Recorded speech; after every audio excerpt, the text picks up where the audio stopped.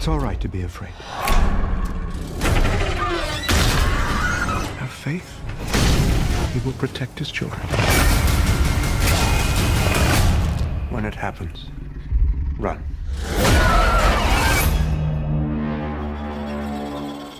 Hi, Ryan. Good afternoon. Hi, good to see you. It's good to see you. Thanks for talking to me about the Exorcism. It seems like the devil's gone Hollywood, right? I guess so, yeah. Well, your character Lee has a rough homecoming. Lee's father has a rough past: drugs, alcohol, wife died of cancer.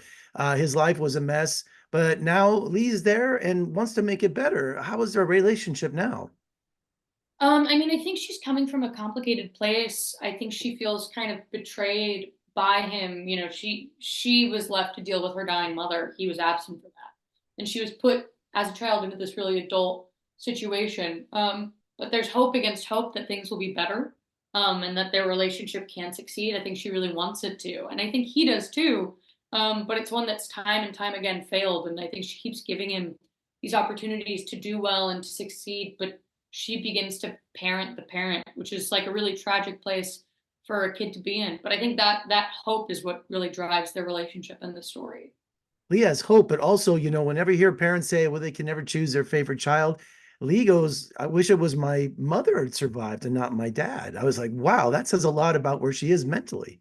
Yeah, no, it was really dark. And really sad to come into. And I occasionally would feel really hard for Russell's character, like, to hear a daughter say something like that. But I also think it's true. Like that was the only adult that I think was ever there for her and looked out for her.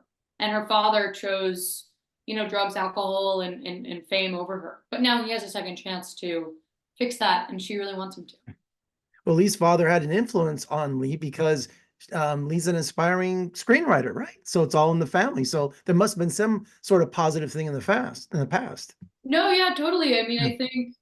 I think that's what's great about them is that while they are at odds with each other, they are so similar. I think they're both really headstrong. They're obviously both creatives, and I think despite those differences, they are drawn together. And I think Russell and I have that too. I think we're both headstrong, we're both passionate, we're both like Aries. And we have this natural chemistry that I think we were able to really bring out onto the screen. It was really it was fun to dive into that depth together.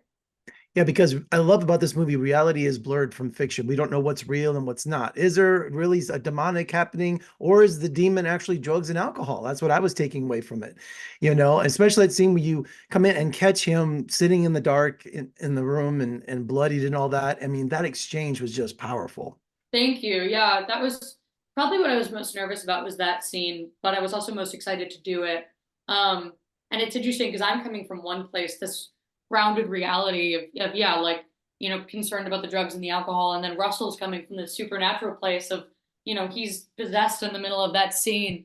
Um, but it was really fun to go at it. And my character, has this tension building inside her the whole time. And then that scene is finally like the release. I think it's also the turning point where she kind of goes like, oh shit, maybe this is like more than I thought.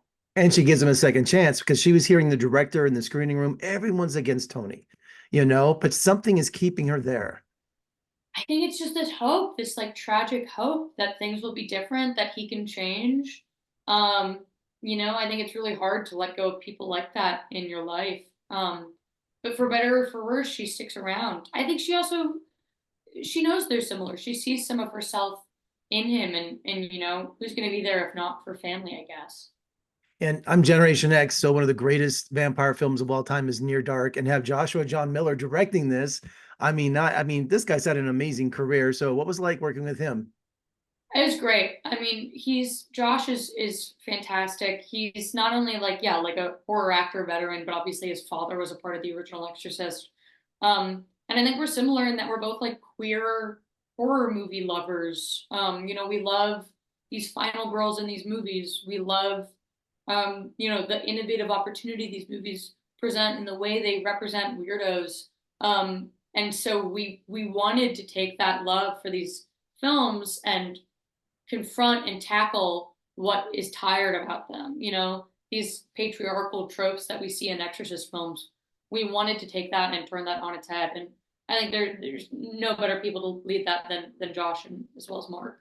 Absolutely. Well, congratulations. Thank you for your time today, and let's talk again soon. Thank you so much. Thank you.